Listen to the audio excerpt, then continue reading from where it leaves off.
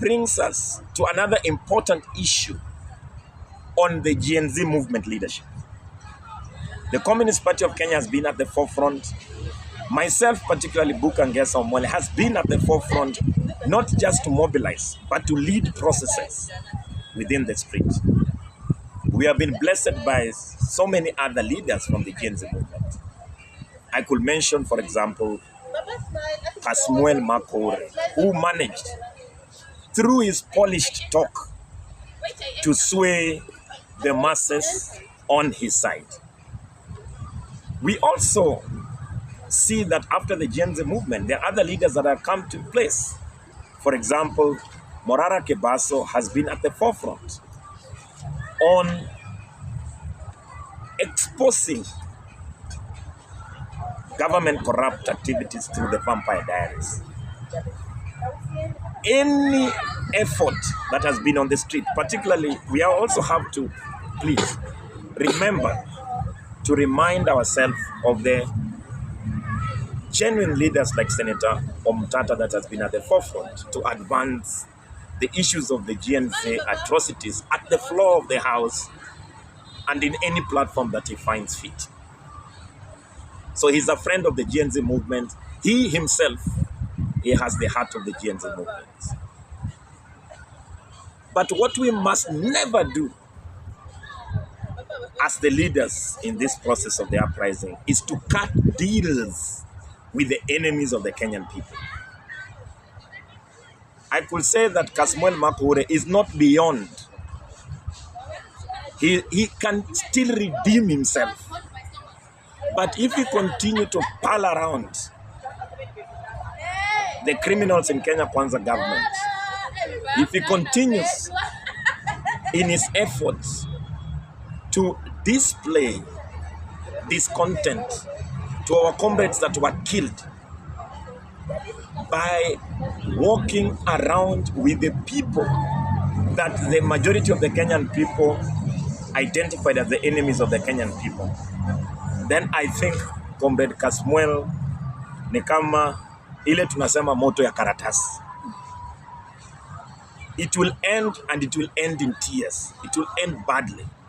My genuine appeal to Comrade Kasmuel is to return back to the people's camp, return the trust that the people gave him, genuinely respond to the people of Kenya, reach out to other Gen Z leaders, and continue to call for unity against this illegitimate government.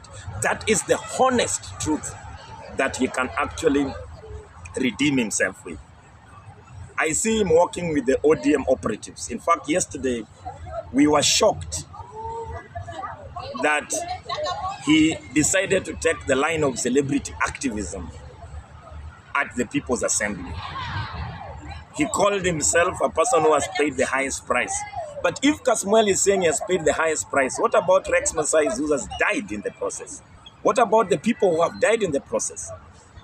What about the people who have come out in the streets every day? I would like to appeal to my comrade Kasmuel to return to the people's camp, to love the people unconditionally, to know that he still has friends that celebrate not just his talent, but also his capability and his potency to adjudicate for the issues of the majority of the Kenyan people.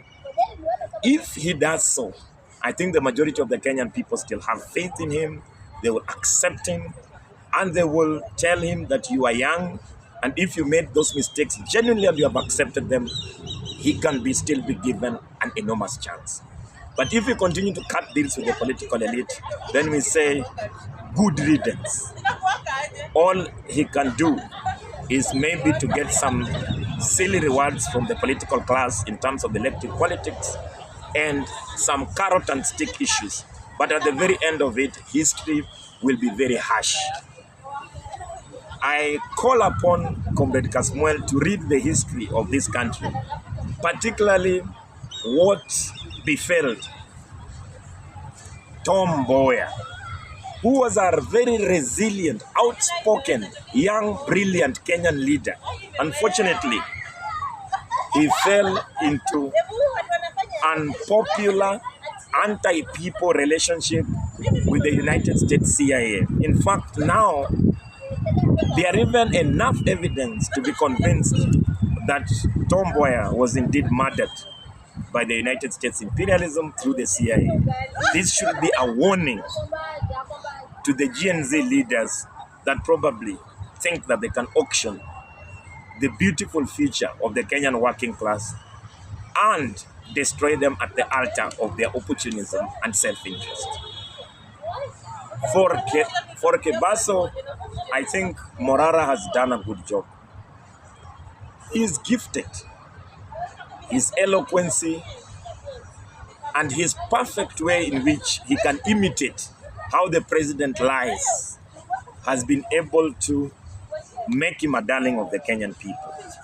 He must now make another deliberate step to interrogate what governance is all about, to interrogate what political leadership is all about. I really congratulate him for having taken the bold step to unveil the Inject Party. I also call upon Comrade Kasmuel and all other Gen Z leaders that the only way to change this country is that you must be part of an organization. You must be part of a political party. Let Comrade Kasmuel either join existing political parties or form his own political party as Kebaso has formed.